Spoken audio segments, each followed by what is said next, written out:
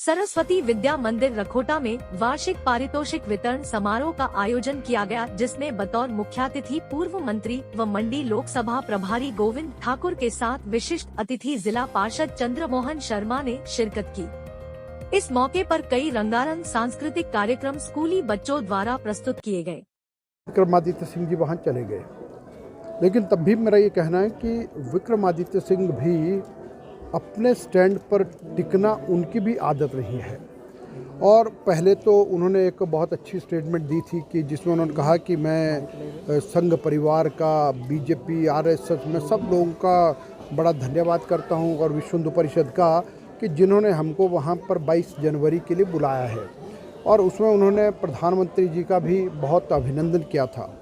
लेकिन उसके कुछ समय के बाद ही फिर वो अपनी बात से पलट गए थे और उन्होंने उसमें ये कहा कि हमको आरएसएस या विश्व हिंदू परिषद से कोई हिंदू होने का सर्टिफिकेट लेने की आवश्यकता नहीं है।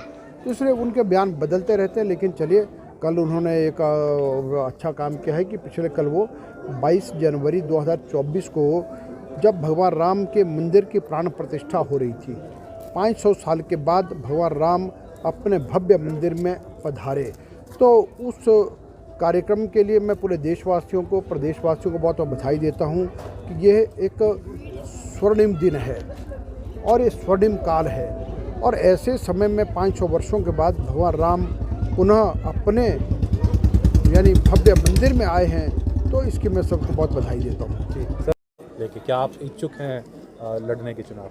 देखिए, पार्टी और संगठन ने मुझे अभी जो जिम्मेदारी दी है कि मंडी लोकसभा क्षेत्र का प्रभारी और प्रदेश में पार्टी का उपाध्यक्ष हूँ, तो उस नाते पार्टी जो भी काम देती है उस काम को हम करते हैं। लेकिन ऐसा हमारी ओर से कोई दावेदारी नहीं है। अब हम भारतीय जनता पार्टी के कार्यकर्ता हैं, पार्टी जो कहती है वो करते हैं।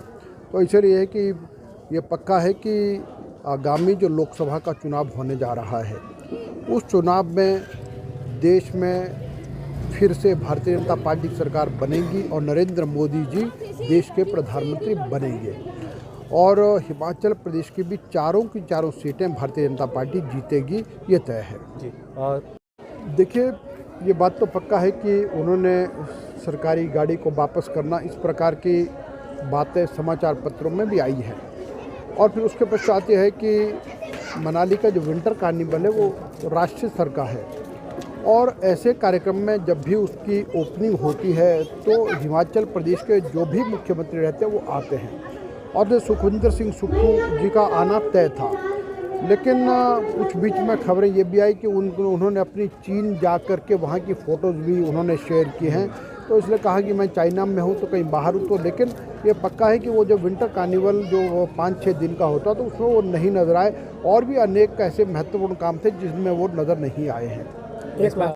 मंडी से कैमरामैन युगमार्ग टीवी।